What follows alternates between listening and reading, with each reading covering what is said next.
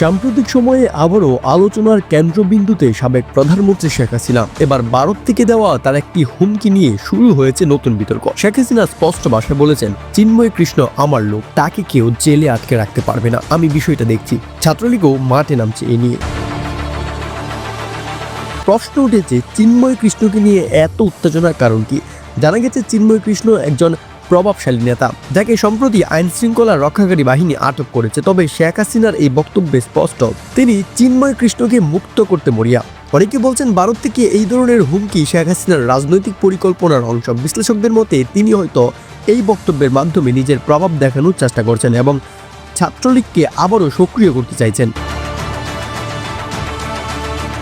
কিন্তু এই হুমকির প্রেক্ষাপটে দেশের ভিতর কি প্রক্রিয়া হচ্ছে? ছাত্রলীগের নেতাকর্মীরা ইতিমধ্যেই বিভিন্ন জায়গায় সমাবেশ শুরু করেছে।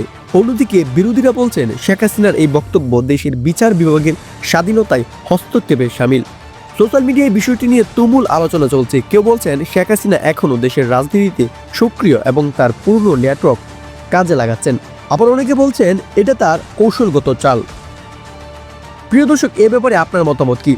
শেখ হাসিনার এই হুমকি কি রাজনৈতিক প্রভাবের বহিঃপ্রকাশ, নাকি এর পেছনে লুকিয়ে আছে আরও গভীর কোনো রহস্য? মন্তব্যে জানান আপনার মতামত। ভিডিও ভালো লাগলে অবশ্যই চ্যানেলটি সাবস্ক্রাইব করবেন।